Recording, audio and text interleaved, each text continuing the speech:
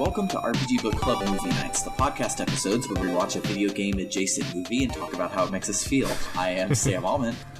I'm Elias Sailor Eli Warren. And I'm Maddy Webbin. And today we will be discussing episodes 1 through 3 of Dragon Quest Dai no Daibouken, or Dragon Quest The Adventures of Dai. That's not a movie. It's not a movie. You lied in the new intro. I did. Also, fun fact, it's actually RPG Book Club Movie Night, the podcast where two of us watched a movie, a RPG adjacent movie, how it makes us feel, and one of us, i.e. Maddy, didn't watch it, but is going to listen and talk and listen to how her friends feel. Yeah. I'm going to practice listening, so my therapist said to do. Joke's on you, I don't have a therapist. But yeah, we did episodes 1 through 3 because episode 1 would have been like a 5-minute episode, and episode 3 was the end of the second arc. Episode 1 stands alone, and then 2 and 3 are the second arc, and it was really good. I highly suggest you actually go back and watch it, Maddy. It was like I would love to. It was like surprisingly good. Yeah, I really enjoyed it. It does a lot of the stupid things that like anime or video game animes of the 90s did, where like, you know, in Pokemon where they'll like tell you how to play the game in the middle of it for no good reason, or like the original like the comic books for Sonic the Hedgehog, the original ones had like play along with your controller buttons on some of the panels. Like, it's not quite to that level, but like, he doesn't just learn a spell, he learns Mera, which is Sizz, and stuff like that. And like, they like, so much of the lore is, this was a video game, can you tell? And it's pretty cool. I was wondering if those were all like the original Japanese names of the spells. Yeah, I'm probably going to call them by the English names in my notes because I couldn't remember the Japanese names as I was writing my notes. I didn't look that shit up. I was just like, that's probably whoosh. Yeah, it was definitely whoosh. But yeah, this anime is actually the second anime based on Dragon Quest. The first one was mimicking Akira Torima's art style, and it was called Dragon Quest: The Legend of the Hero Abel. But I think this one looked kind of Akira Toriyama-ish. But like, not exactly like Dragon Ball Z, but it still had that kind of it's like aesthetic to it. What it like literally is the generic 1990s anime look trying to be Akira Toriyama. So it's like a little mix of both, but all the creatures and stuff they nail 100%. It just doesn't have the Dragon Ball of the face. But the Abel anime was I've heard was secretly good, but Dai no Daibouken is actually unabashedly really good. It was based on the manga of the same name, which ran in Shonen Jump from October 1989 all the way to November 1996, spanning 37 volumes. It was like a gigantic hit, and he was so successful in Japan that he actually is in Jump Force, the Shonen Jump Smash clone that just came out. So Dragon Quest Hero in Smash was actually old news because there was already a Dragon Quest Hero in Smash. Wow, look at that. Just not that Smash. Not that Smash and not that Dragon Quest. It's like if you want a second degree knockoff of Dragon Quest Hero and Smash, you can play Dai in Jump Force. But I'm still gonna congratulate our boy the Dragon Quest hero for getting into Smash because it's huge. Have you all used him yet? I haven't. I don't have Smash, so I haven't opened Smash. So. I think he's great. Did y'all watch the video last week? Yes, I did. He's weird as shit. Yeah, he looks like he'd be really hard to play. Because he's got an entire goddamn spell menu. So the spell menu, it's not really like they're like, he's got the most specials of any character. It's not like he has 30 specials. It's really more like he has 3 specials because you don't use the down special because it's too confusing. Oh. But his neutral special is fantastic, and his side special is fantastic. So, like, he's a really great character, and then sometimes you remember, oh yeah, I should try the down special and see what happens. and then you use it for a little bit, and then you forget, and you go back to not using it. Anyway, I'm going to be a hero main because I'm committed to being a hero main, no matter what. But pretty hard to use. He runs really fast, but his attacks are slower. Yeah. I've seen so many rage videos already of him using thwack to open the game and just win immediately. That's very, very, very awesome. rare, but yes. Yeah. My thing is I'll get knocked out. So Kaswoosh is fantastic. It's an outrageously good recovery move. It takes a second to charge, but you actually like slow your fall while you're charging. It's like slow-mo. So it's like it doesn't take you time to charge at all. Point is, it's great. Except the problem is, I'll get knocked off the stage, and I'll be like, time to use Kaswoosh, and then it'll go, because I didn't have enough MP to cast it. It's the fucking worst. Yeah. It looks really fun. I don't actually know how much MP it takes. I should, in the future, like make sure I have enough MP for Kaswoosh. Yeah, he's a good time. Cool. Yeah, I'll have to. Is it DLC or do you get them automatically? Yeah. They released a season pass. Oh, okay. And this is the second one after Joker from Persona 5. I don't have money. Ha ha ha ha. I think it's like $20 or something. Luckily, I bought it ages ago, so it doesn't matter that I don't have money now. It's like, joke's on you. I already bought this. I know that the video game pre-order industrial complex is like fucked up, and it's actually a bad practice. But I kind of love pre-ordering because if I pre-order a game when I do have money, and then later I don't have money, I know that technically those two things are related, but they don't feel like they're related. And it's like a game comes out 6 months later, and it's like, hey, a free video game. Right? As long as they don't do it the Amazon way. I hate Amazon's way because it's like, oh, you locked in this price. That's what you do by pre-ordering. They don't bill you. But you don't bill you until it's time. And so many times, like I pre-ordered Digimon Cyber Sleuth, and I ended up getting it like a week late because I didn't have money when it came out. I was like, no, I wanted to buy this on my Black Friday bonus paycheck. That's when I ordered it. Give it to me now. Yeah. You hate to see it. Yeah. But speaking of none of that, the Able anime was licensed by Saban Entertainment for 13 English episodes, but Dai was never released in English. It was, however, released in Spanish because Spanish-speaking countries were holding down the fort when it came to anime quality in the early 90s. Huh. I didn't know that. English animes were all like the Deke dub from Sailor Moon, and like all horribly atrocious. And in Mexico and Spain, they were just like, no, this shit's good. We're gonna keep it how it is. All of my friends in high school in anime club were talking about how like the first anime they watched was Saint Seiya, and they loved it. And we were like, Saint Seiya, that's that annoying one where they scream all the time, right? And they're like, no, it's that awesome one that it was like, called Knights of the Zodiac in the U.S., wasn't it? Something like that. I think at some point it got re-released as Saint Seiya because I'm familiar with it as Saint Seiya, but also I know it is Knights of the Zodiac. So yes, it was Knights of the Zodiac in when it was first on Cartoon Network. Yeah, and so and they used Flock of Seagulls song for the theme. So no weird. way. Yeah, that's very 90s. That's a very 90s thing to have done. I ran so far away. Oh, really? That song? That's crazy. Yeah, it Great. was pretty great. But yeah, meanwhile in Mexico, that show was the like serious show that it was made to be. Huh. Yeah, and so in Spanish-speaking countries, they renamed the show to just Fly, named after the main character Fly, and that made it really hard to find information in English about this because it was crazy popular in Mexico and Spain. So it like all of the info on this anime is in Spanish, which is cool. Great. Yeah, that is pretty neat. Yeah. The anime has 2 theme songs, both of which were composed by Sugiyama himself.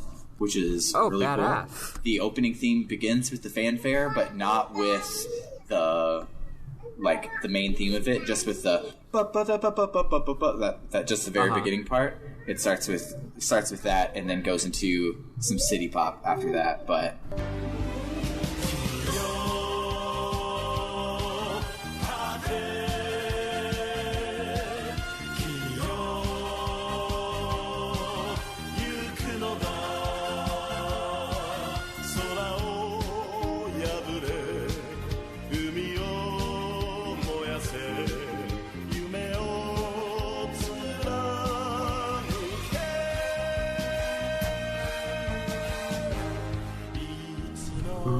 it's good. I really like it. It's slow. Like, for an anime opening, like, each episode you can skip to the 3-minute mark and you'll have finished the previously on and the intro. Like, it's out of a 23-minute show. It is a ridiculous amount of screen time dedicated to this opening, but it's awesome, so it's okay. What's this damn show called again? Dragon Quest? Dai no Daibouken. D-A-I. Dai no Daibouken theme song. Yeah, it's good. Cool. I'll listen to it later. Yeah, but it's good. It's so yeah, that I think is all the history I can stand to talk about. Let's talk about what happens in this damn old show. Yeah, what happens in Dragon Quest Dai no Daibouken? So the episode starts with a flashback to when a hero that looks a lot like Erdrick killed the demon lord. And after that, all of the monsters moved to a single island to live in peace. This boy named Dai washed ashore as a baby and has been living there ever since. He wants to be a hero, but this Master Roshi-ass character, I don't recognize what monster he's supposed to be. He looks like a foot. He's, like, ugly. But Dai calls him Gramps. But he wants Dai to be a mage, not a hero. So our story begins on a day when a ship comes to the island, and the ship is looking for, quote, a golden metal slime that sells for several thousand gold. And that was one of the first, like, this is from a video game, remember? You farm golden metal slimes for gold, right? Uh-huh. And so when they get ashore, they tell Dai that they want to protect the monsters, and they ask about the golden metal slime, whose name is Gome, for golden metal. And and Dai's like, "Oh, I'll go get her." And so he goes to get her, and when he comes back, all the heroes are like killing his monster friends. So they like slice one in half. Yeah, it's like, really violent. It's super violent. So they take Gome, and the mage uses whoosh on Dai, and so Dai swears to go get them. So Gramps gives them some Pokeballs to take monsters with them to fight the fake heroes. So this is not a Dragon Quest anime; it is a Dragon Quest Monsters anime. Because when was this anime made? 1991 is when it came out. So well before Dragon Quest Monsters. Yeah, definitely. It's like even the same year as Dragon Quest V, I believe. Yeah, and like with like he literally gives them like Pokeballs, which like Pokemon wasn't out yet, so it's like this is just a weird like pre-rip-off of like 5 different things, and it's cool. But so he gives them these Pokeball-looking tubes to take monsters with them to fight the fake heroes. So then we see inside the castle of wherever, the heroes say that they were attacked on the island, but they killed all the monsters, and everyone is like, "Yay, we're so happy!" But they're lying because they're assholes. They're not real heroes.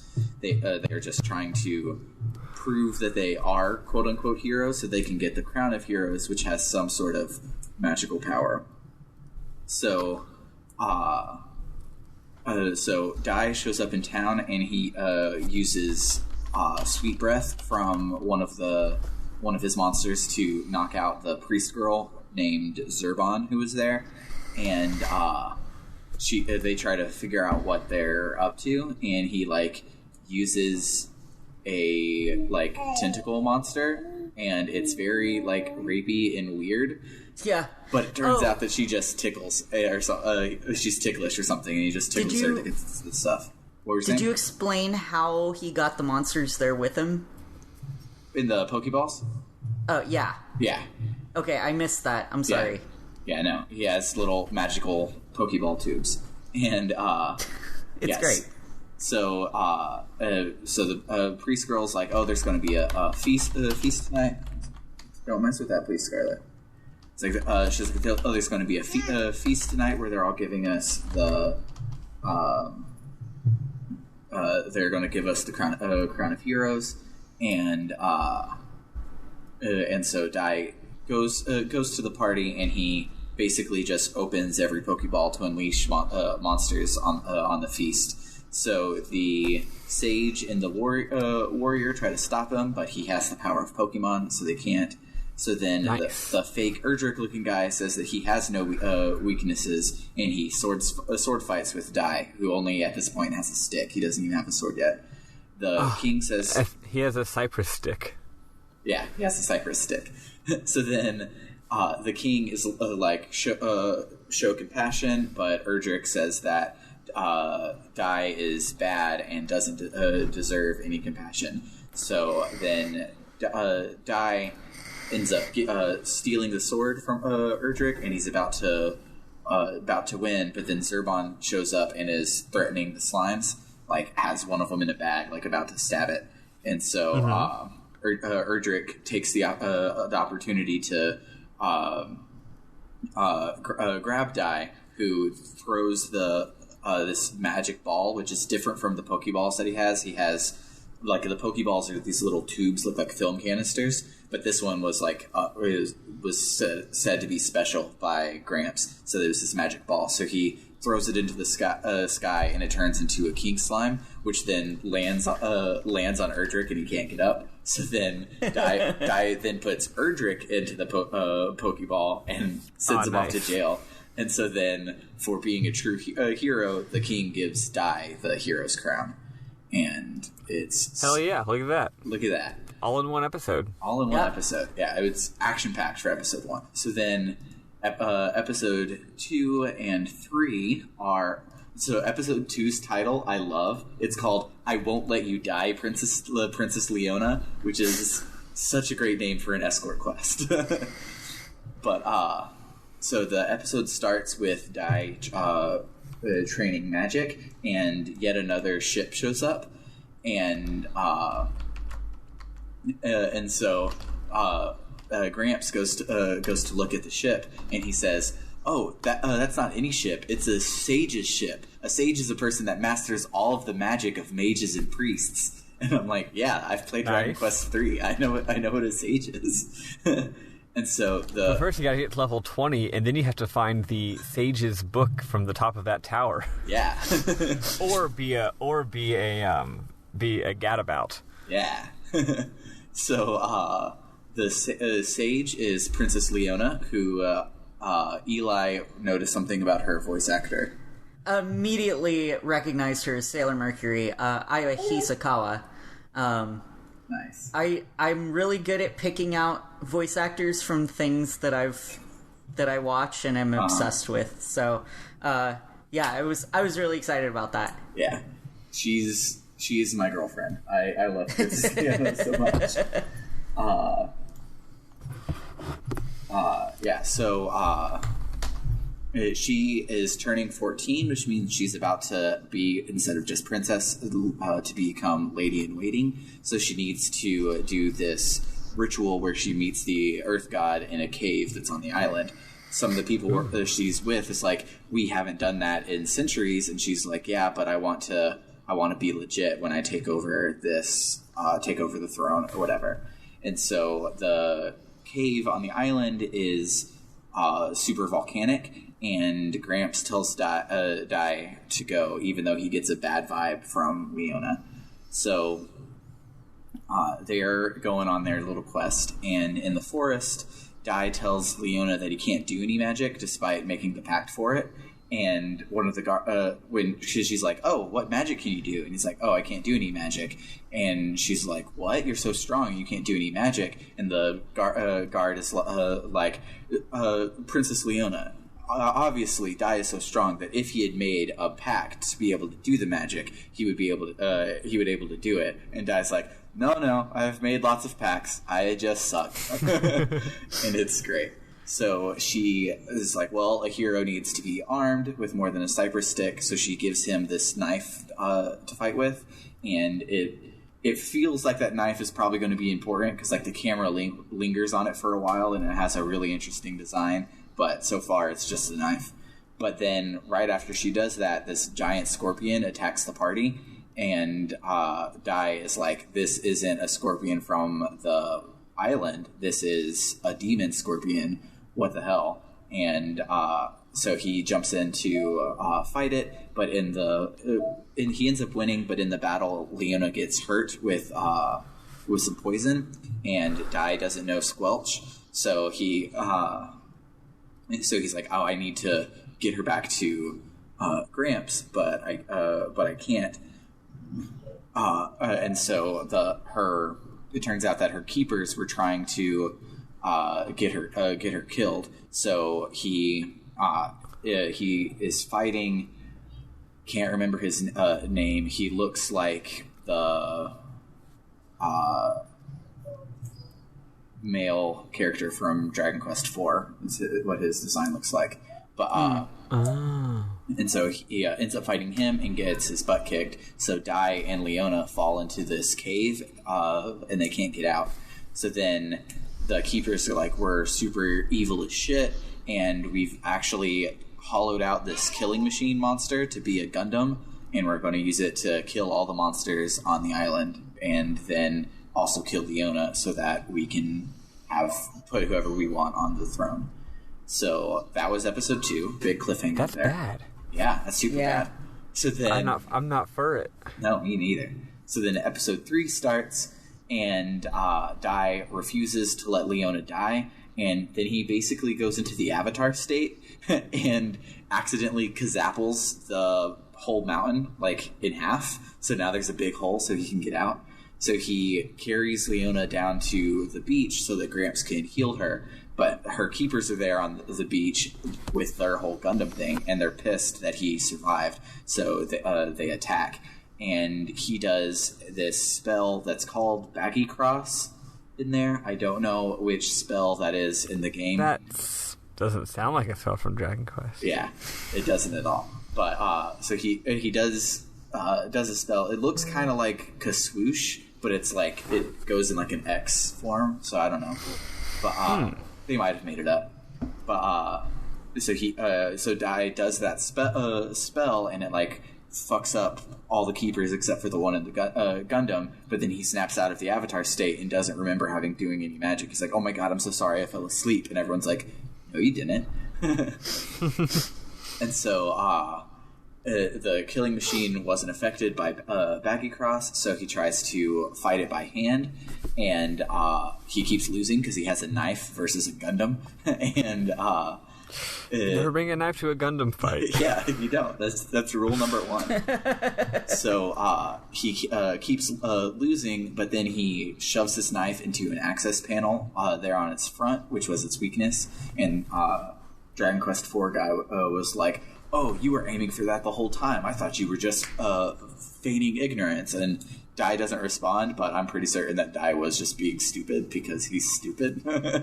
But so he stabs it through the access port, and it like shocks him. So then he goes into another Avatar state and uses Cussizzle, and the fire goes through that access port, and it burns the guy, not to death, because it opens up and he walks out, and he's like, you know, in like Bugs Bunny cartoons where a bird will get set on fire and it'll be a roast turkey behind it. Hell yeah! It's basically that, or in Breath of the Wild. Yeah, it's basically that, but with the guy on the other side. And so they're taken onto the ship to be put in prison by Leona's trusted guards, and Gramps uses Squelch to heal Leona. So then Leona sticks to her guns, and even though the whole thing was fake, her and Dai still go down to the temple in the cave to finish the ceremony. So she becomes officially Lady in Waiting. And she tells Dai that since he's getting better at magic, he can, when he grows up, he can be her bodyguard. And he goes, "Oh God, no, I don't want to do that." And so then, finally, right before the credits to this scene, we get a creepy shot of the island at night, and you hear the Dark Lord laugh because the next 3 episodes are about the Dark Lord showing up. Ooh. Yeah. How ominous. So ominous. And that's where we stopped. We just did 3 instead of the original 6 I had planned. Because I didn't want to watch anymore. I wanted... Y'all should have done 6. I would have totally been down to not watch 6 episodes instead of not watching 3. But yeah. I mean, I was almost tight. down to not watch 3, but I finally was like, alright, I gotta fucking do this. Yeah. I'm looking at pics right now, and yeah, I'm looking at like a promotional poster where they're all, oh, which one is it? I was just looking at it. Which one is it? Darn it, it was just here. Here it is. If you just Google Dragon Quest Daibouken, it's like the 9th or 10th image. They're all like, the characters are all posing dramatically in front of like a purple like background like castle. And it's really funny because yeah, I'm looking at it and like Dai clearly is like Dragon Quest hero. He's still drawn though, definitely in that like earlier, like that early 80s kind of big hair, like what's it called? Like Josie and the Pussycats ass style. Yeah. Which I know, Yeah. isn't Japanese, but they have some similar style there. But he still is clearly like, yeah, that's Dragon Quest hero, but it's also kind of weird because of the style. But the rest of the characters are just straight up not at all. The rest of the characters are just like, yeah, this is an 80s anime. Yeah. It's cool. I really like all of them. Yeah, Princess Leona, like, especially looks just like some anime chick from the 90s. And She's the blonde one, by the way. She's the oh, okay. I like the green girl with the black hair. She's got that like. I think that might be a guy. No, it's a girl. She's in the opening, but isn't in the episodes yet. Gotcha. But yeah, what an interesting. It's just the art style. Like it looks great, but it's also like messing with my brain. Yeah, because it's like it's Dragon Quest, but not. But yeah, it's awesome. So Eli, did you have any memorable moments you wanted to talk about from these episodes? I didn't consider that. Oh, that's fine. I didn't know if there were any jokes that stuck out to you or anything, because this anime is hilarious. It is really good. I'm really impressed by it. It was very engaging, and it like even at the times where it felt like, oh, this is an anime about a video game, and they're doing video game things, it was still like, all right, they're making this plausible, they're making it believable in the world, and they're so not, it's not like, Pokemon. No, it's not. It's not where they sit there in episode 1 and talk about type matchups, but then because Pikachu believes in itself, it can still Thundershock Onyx to get the stone badge. Yeah. I mean, this is a story about a kid who's being taught magic, but he doesn't want to learn magic because he thinks heroes aren't magicians. But he doesn't seem to realize that Dragon Quest heroes are all magicians. Well, actually, at this time, it was about half and half. Really? Yeah, because this would have been when Dragon Quest V was coming out around now. So I guess when the manga started in '89. So yeah, it would be because in Dragon Quest II, heroes don't use magic at all. So gotcha. It's like at the time, could have been half and half. Who knows? Yeah. But now they are definitely like strictly better than sages. Yeah. But I thought the monster designs were neat. I liked that it was just like, he's a kid who got dropped off on an island by himself, and all the monsters took care of him. Like, he's got 1 million moms and dads. That's like kind of the Dragon Ball thing, but instead of it being like he's an alien whom has amnesia, it's just like, oh, he's like a feral child. Yeah. But it's still got that same like naive idiot Goku sort of vibe. Yeah, he's definitely a Goku. Gomei-chan is cute. Gomei-chan she is is so cute. I love her. I love Gomei-chan. She just goes me. So I was trying to look up who Gramps, like what monster he is, but no one knows. He's just this weird ass toe. He's just Gramps.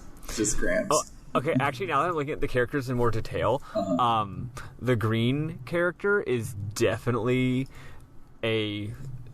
Oh, these characters are all low-key references to Dragon Quest IV. Oh, nice. Yeah, they definitely are. The girl, her outfit looks kind of like Elena or Alyona or however you want to pronounce it, if you're pronouncing it in English or Russian, because she's clearly supposed to be Russian, from Dragon Quest IV, and her little tunic. And then the green guy is totally Kirill from Dragon Quest IV, and then the old man with the pink armor is definitely the very famous old man, sort of Scottish warrior with the pink armor from Dragon Quest IV, whose name is Ragnar, and he's a cutie pie, and everyone loves him. So, okay, yeah. This is like, hey, remember Dragon Quest IV? You like that game, right? Yeah. Except the hero is more like Erdrick from 3. Yeah, definitely. Nice. Yeah, I really liked all of the throwbacks like that, like the fact that the hero of old was literally Erdrick in the flashback was really, really cool. According to the wiki, he becomes like a character later, and you actually get to meet him, which is cool. Yeah, so what's crazy is none of the characters that we have met are listed on the wiki, even as like supporting cast. Like this anime / manga goes in some crazy directions and like develops hugely. So all of these things that like I'm like, oh, I want to know more about Gramps. They're like, Gramps who gives a shit? Like you have Dark Lords and heroes, right? And it's like this bitch only exists for like 2 episodes. Yeah, but yeah, it looks really good. I'm probably going to finish it eventually. I don't know if I'll switch over to the manga or keep watching the anime, just because I have more reading time than I do watching anime time. But it was how many volumes is the manga? It is 37 tankobon volumes. Are they collected in some ways? Not in English, so I would be reading a fan translation of it. But oh, the manga didn't come out in English either. Okay, yeah, I understand now. I thought it had. Yeah. I at least I think it has. I didn't see that. So you're saying I probably cannot obtain it from my local library? You probably cannot obtain it from your local library. Damn. But well, actually, maybe they might have an import section. Ours has Death Note in Chinese, so anything can happen. That's cool. Yeah. Remember to support libraries, kids. Yeah, libraries are awesome and socialist, so you should do it. But yeah, I'm trying to remember what. There was this one particular joke that I wanted to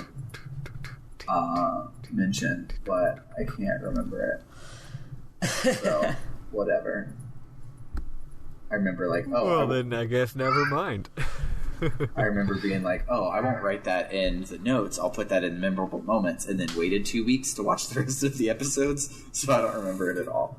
But, silly, ridiculous. But yeah, this anime ruled, and everyone should watch it. It is kind of hard to find on the internet, but if you try hard enough and believe in yourself, you can find it. And hell yeah. You don't even have to believe in yourself. Believe in the us who believes in you. That's right. Exactly. Sam, go ahead and fill everybody in for what's going on, what's happening next. Oh, yeah. And also fill us in on those of us who didn't get to go to the con. Yeah. So this morning, as in while I was connected to Google Hangouts and waiting for you guys to connect, I uploaded the first episode of our Cosmic Game Fest interviews, which is really cool. They're out of order because I was trying to make the 2 days the same length, and so we talk with this guy Joseph is the third interview you hear, and we talk about the 5 interviews before it. So ignore the order. It is movie magic. But yeah, so I put the first one up, and it was super duper cool. The con was like super awesome. So what we had for our table setup is we had my computer monitor with my Raspberry Pi plugged in, playing the new fan translation of Sailor Moon, which I gotta say, me and Eli will have to replay Sailor Moon and do a follow-up episode. Yeah, I kind of want to as well. It's way too damn good now. It's like, because not only did they fix all of the translation issues, they also put in a grind begun patch, so you're not getting in a fight every 2 steps, and they doubled your experience points from all of the fights. So it's like awesome, and it feels good. And if you were to play it again, you would understand how the link point system works. Absolutely. Sooner than at the very end of the game, like we did last time. Yes, exactly. And then the game also has cheat codes that I didn't know they had. They're like on the cart cheat codes, because of course you had cheat codes in the 90s. But if you hold X and press start, you start at level 16, which is enough to do damage cap. So you just start the game doing damage cap. Oh my god. And so it'll be a breeze to play through it again to check out the translation. So I kind of really want to do it. But yeah, so we had that set up, which was awesome because every Sailor Moon fan would stop and be like, what the heck is this game? I didn't know there was a Sailor Moon game. And we're like, take our card and then we'll talk to you. But yeah, so we had business cards that we handed out. We had a physical CD, which looks awesome. You can buy the physical CD online if you want to check it out. The front of it is our new art that Eli drew, and the back of it is the Persona 3 pause menu, but with us on it. And all the things changed to be about the podcast and not Persona 3, which is cool. But yes. So we had the TV, we had the CD, we then had our microphone set up to record the interviews, and then we had a big bowl of, quote, rare candy. That the first day it was a joke because we had some import Mexican candy that I got from Walmart. The second day it was just Jolly Ranchers because they were cheap. Yeah, that was what I found, and I was like, "This is something that people will eat. I'll get this. This is rare candy now. This is rare candy now." I still have the bowl full of candy on my counter in my kitchen because Summer doesn't eat candy very often, and Scarlett should not eat candy very often. Yeah, I was about to say, you gotta keep that out of the way so Scarlett doesn't just go nuts. Yeah, so it'll probably be here till I die. But yeah, so it was really, really cool. We met a lot of really cool people, so definitely check out those episodes. Big shout out to Joseph, who came by and talked to us like several times. He was the one that said that Metal Gear Solid is his favorite RPG. And, oh yeah. And then Joseph, you're valid. And then bigger shout out to Francesco from the Discord, who flew down from New York to come and see us. Just to see us, nothing else. You're valid. Yeah. Yes. Not just to see us and not to see his friends or go to Classic Game Fest that he goes to most years, and definitely not to get his collector's edition of .hack GU. That's not. Nope. That's not what he was doing. Just us. Yes, that was the only reason. You're welcome. But yeah, since he flew down, we gave the CD to Francesco because, like, he deserves it. Yes. But yeah, it was super duper cool. And the first day we went, we got like 120 new subscribers. Yeah. Which was insane. Hell yeah. It was Hope we don't fucking post crazy. cringe. Oh, too bad. So the day after, we also got 120 hits, and I was freaking out. But we actually got about 60 hits because I had put us on Stitcher, and Stitcher downloads from our RSS feed and re-uploads it to their doohickey. So all of those downloads were just from Stitcher. They weren't actually duplicated. They weren't actually real people. You hate to see it. But we still got 120 hits that first day, which is hell yeah, badass. bitch. I, for one, am looking forward to the RPG Book Club cringe compilations on YouTube. Oh God. There probably are some. It's just every time it's just me and Sam constantly referencing Homestuck. Yeah. Oh, one thing that was awesome is I'm the one who made the cringe compilations. No. That's why every time we're recording, we hear Eli's mechanical keyboard going off every now and then. He's not typing up something. He's posting. These fucking nerds. He's betrayed by those closest to us. Yeah. But hey, keep your friends close and your enemies closer, right? Yeah.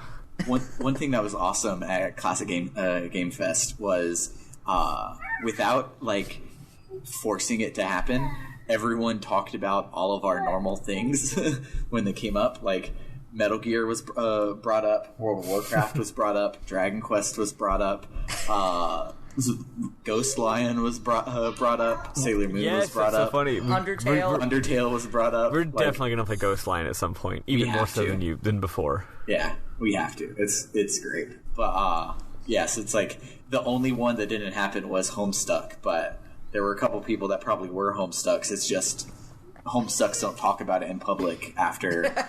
You didn't tell people. Let me tell you about Homestuck. SMDH. Come on, Sam. I should have. That's like our secondary sub mission of the podcast is to continue proselytizing Homestuck. Even though it's the year goddamn 2019. I should have wore my Dave shirt instead of my RPG Book Club shirt.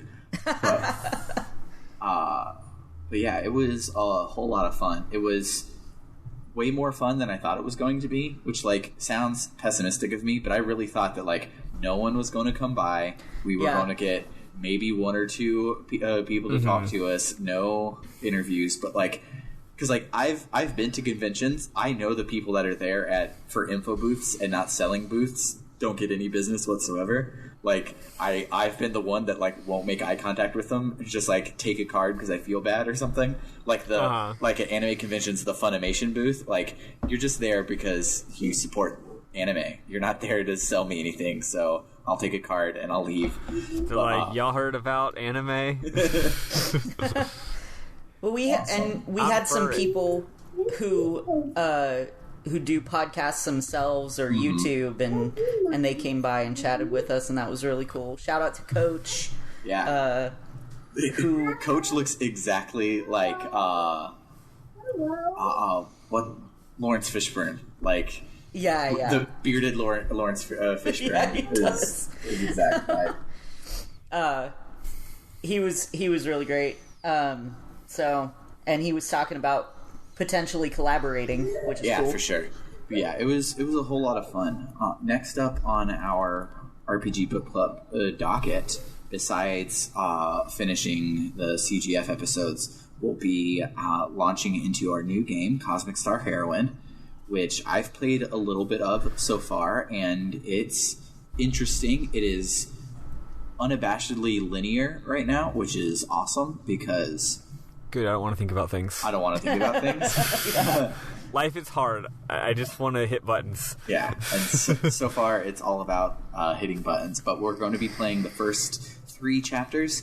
I don't know if this will be like Chapter 1 end, Chapter 2 start, or if it'll just be like when you save, the chapter will update. I'm still in Chapter 1, so I don't know. Yeah. But the first person to join your party is a gunmancer, which is where you use magic, but it's all guns.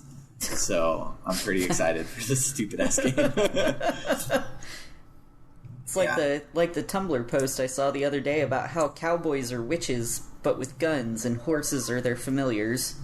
Oh. I mean, you're not wrong. that tracks, yeah. Yeah. But yeah, so we're going to be recording that episode on Monday. So you'll probably see it sometime in the next year. Depends. I have 2 more episodes to edit between now and then, so we'll see how all of that happens. But yeah, it'll be fun and exciting. That game is only going to be 4 to 5 episodes long because I think there's only 13. I think there's only 13 chapters in it, so it's not very long at all. So you'll also be hearing what our game voting machinery after that will be, which I'm super excited about. It's going to be real exciting. Yeah, it's going to be great. As usual, those of you on the Discord probably already know what we're doing. Yeah, 100%. But yeah, I'm definitely excited. We're bad at not talking about it. Yeah, we really are. I'm so glad we don't have anything like safety critical that we have to not talk about because. Oh yeah. Well, I think because part of it's because part of it is like it's not like it's so even has to be a secret, because like we want our fans to be involved. So it's like, if we're not sure if something's a good idea or not, we'll just see what people think about it. Because what if it's a stupid idea? You know, it's probably a stupid idea, because I mean we made it up. especially if I came up with it. Yeah, but yeah, so we are officially starting year 2, starting on Monday. If you've been paying attention, we are over halfway through our second year, so Year 1 was very long. Year 1 was really long. I have a couple of short game ideas, so maybe we'll get back on track and try and get better at sticking to a year, but who gives a shit? Years can just be 4 games, a sellout game, and a best of the rest. That is what a year is. So it'll always be. It's just like how a family can just be 2 dads and a dog. A year can be four short games and a sellout. Yeah, that's a year. Ours is 2 dads, 3 cats, and a snake. So yeah. But yeah, so that will do it. Eli needs to go and break up the cat fight that's happening outside my door. Yeah. Oh my goodness. And then also get your teeth poked at. But, yes. But yeah, so that's secondary to breaking up the fucking cat fight. Good luck with teeth. Yeah. Thanks. So that will do it for the week. If you like what you hear, you can consider donating to our Ko-Fi at ko-fi.com/rpgbookclub, or checking out all of our other links, which are online at www.rpgbook.club. It has links to our Spreadshirt, which has a new design featuring the new podcast logo. I'm also putting up a hat that has the logo on it soon, and nice. It'll be some cool stuff. We'll also, me and Eli both vowed at CGF to make more designs, some for buttons, some for shirts. So if you've been wanting a shirt but you hate our logo and you're not the #1 Junpei stan, then good news, we'll have new shit coming up soon. Yeah, but that was like the first button design. I was like, we need a #1 Junpei stan button. Yeah, because like that's it. Because like, is that design something you want on a whole shirt? Maybe not, but on a button, hell yeah. Yeah. And so if you want to. Speaking of which, I need more quotes from RPG Book Club that we can put on buttons and things. Yeah, so if you guys know any, you can drop us a line, tell us about them on Twitter or on our email. You can email us a whole list. Yeah, just send us hundreds of your favorite stupid quotes. And then if you guys love us, you can review us on iTunes, which helps, like, all of the algorithms are kind of based on iTunes plays. The more you review us, the more people see us, the more people listen to us, the higher we go in the rankings, and more people can come and join our little family that's just 3 dads. If you don't feel like doing that, just tell some friends to check us out. And also, we have ungodly amounts of business cards left, so if you want an RPG Book Club business card, just drop us a line and let us know, and I'll mail you one, because I have like 1,000. So yeah, so many. Yeah. So as always, I am Sam Allman. I'm Elias Sailor Eli Warren. And I'm Maddy. And this has been RPG Book Club Movie Nights edition. Have a good rest of your week, folks. Toodaloo. Toodaloo.